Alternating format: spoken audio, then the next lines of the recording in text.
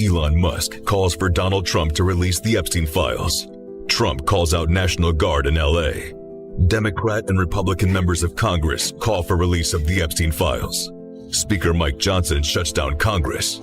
The British press calls for the release of the Epstein files.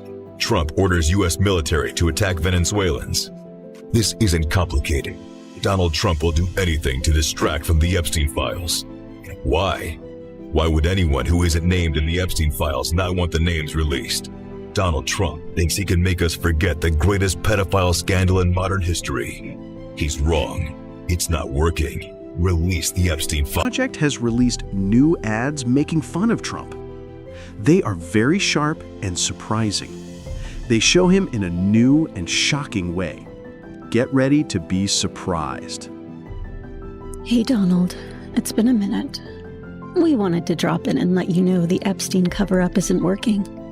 You know why, right? It's not you. It's your team. Pam Bondi, you might think she looks hot, but she's really screwed up this cover-up. In his ongoing war against truth and history, issued a long post on his dollar store social media network, Truth Social, complaining about the Smithsonian and saying that all they do is complain about how bad slavery was. Let me be very clear about something. If you are defending slavery, you are losing. If you are defending slavery, you are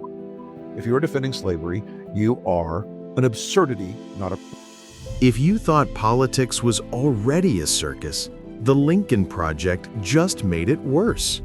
Now it's the kind of cheap, depressing circus where everyone is tired of the ringmaster. Down the east wing of the White House to build a ballroom. Although we will speak of that in a moment. Donald Trump is tearing down the east wing of the White House to destroy something he hates.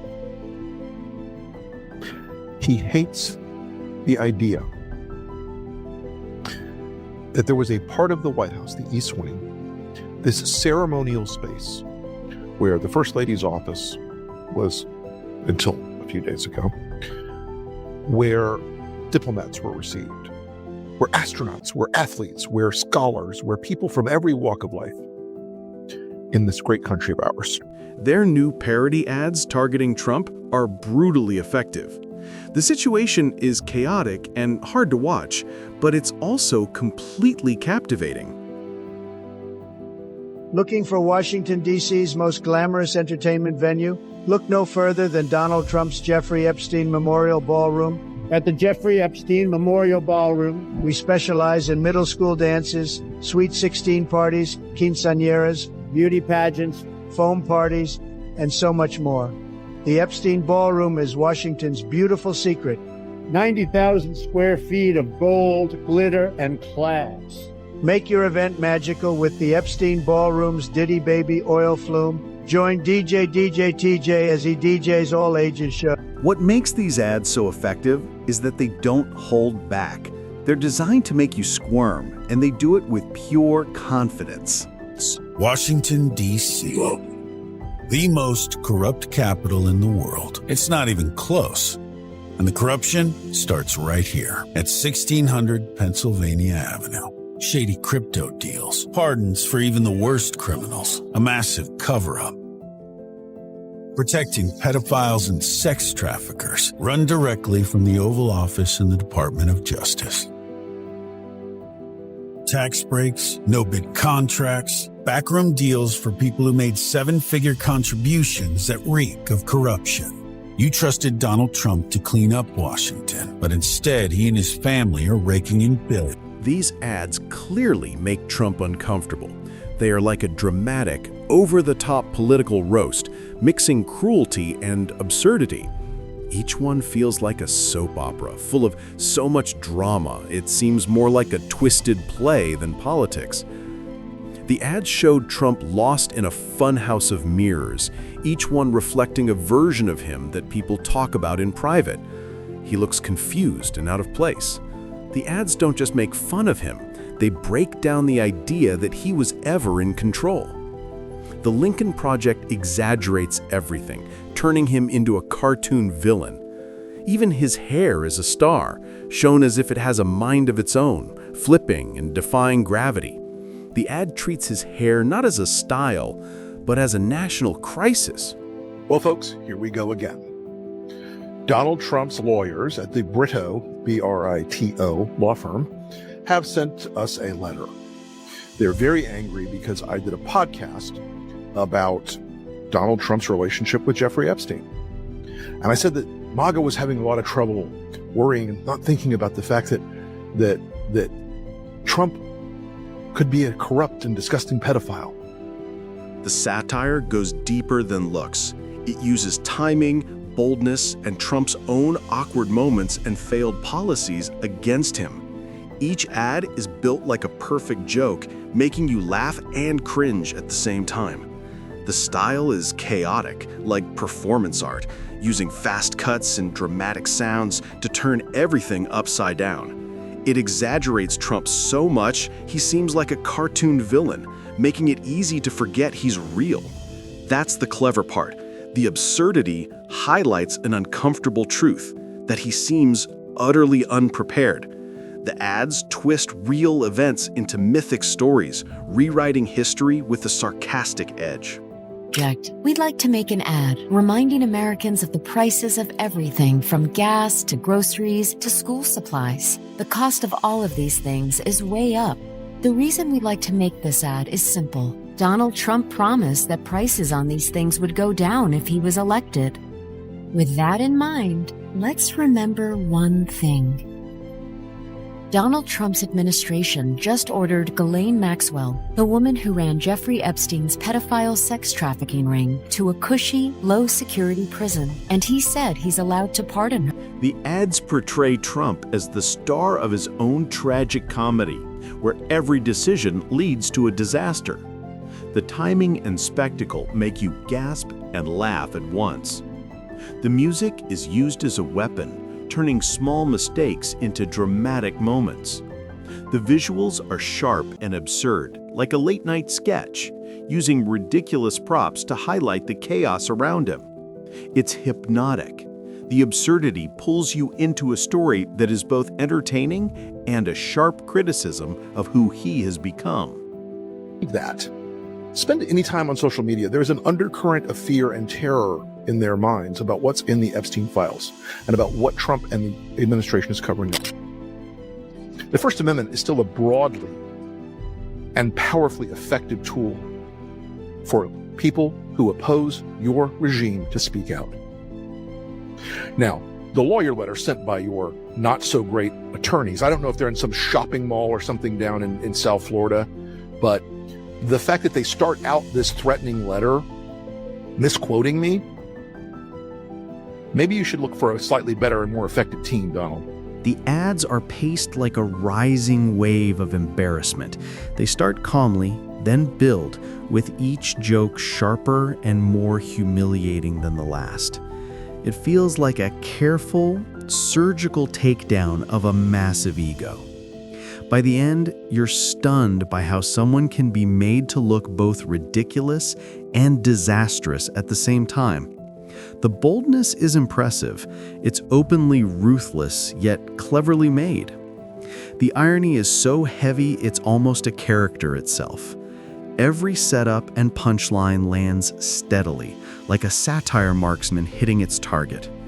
Released at a time when people are tired of politics, these ads offer a mix of laughter and raw truth that feels satisfying. For her in exchange for testimony. I know I have the right to do it. I have the right to give pardons. I've given pardons to people before. A deal that good? Sounds like a good reason to lie about Trump's role in the Epstein saga. The Lincoln Project's ads bring a sense of chaotic fun. They let people laugh together at the absurdity of Trump's behavior, which feels both mean and deeply satisfying. This isn't just mockery. It's a reflection of the ridiculousness that has marked his role in politics. Every mistake and strange comment becomes part of the act. Watching it is almost therapeutic, turning satire into a way to cope with the confusing world. The humor is broad and clear, so you don't need to follow the news to get it. The exaggeration and visual chaos send a simple message: he is in over his head. It's truth delivered through creative comedy, making it not just entertaining, but surprisingly enlightening. MAGA, He played you for a sucker. He knew you wanted to know the truth about the Epstein list. We need to release the Epstein list. That is an important thing. Would you declassify the Epstein files? Yeah, I would. It's sitting on my desk right now to review. So you voted for Donald Trump. How's that working out? Are you still talking about Jeffrey Epstein? Elon demanded you release the Epstein files. Meanwhile, you sent ICE into Los Angeles. A perfect distraction. Trump thinks you're stupid. He can distract you. Trump's old friend, Ghislaine Maxwell, got 20 years for child sex trafficking. I just wish her well, Frank. The Lincoln Project is incredibly bold. While most political ads are careful, they are completely fearless. They aren't afraid of backlash and are fully committed to their provocative style. Watching their ads is like a masterclass in sarcasm. The team pushes the limits of good taste to create perfect comedy. The absurdity is relentless, and the satire is sharp enough to break through any ego. Most importantly, the ads stick with you. You remember the exaggerated visuals and dramatic sounds. They don't use gentle hints. They go big. It's an unapologetic attack delivered with the precision of a sniper and the showmanship of a circus. Every ad is a performance that shows just how far satire can go. Kings was written in American blood. No matter how much you think the Trump family are American royals, that ain't this country. Believing in autocracy is the opposite of putting America first. It is the opposite of the things that conservatives said they believed in the long stretch of modern day conservatism. We believed that an overly powerful executive branch was wrong. We believed that a politicized court was wrong. We believed back in the day that the way you put America first was to push power down, to give states and localities more power. There's no king. These ads are more than just parody. They are sharp cultural criticism disguised as chaos and comedy. They perfectly capture the strangeness of our times and one man's role in it. Watching them is a wild ride of laughter, shock, and admiration for the creators' boldness. They prove that in today's politics, the most powerful response can be a brilliantly cruel joke, not just anger. So get ready. The Lincoln Project isn't just running ads. They're staging a spectacular roast, and Trump is the star. We watch, stunned and amused, as he is surrounded by absurd versions of himself, each gag more ridiculous and painfully accurate than the last. Child sex trafficking, but there's no record of who she trafficked the children to? Really?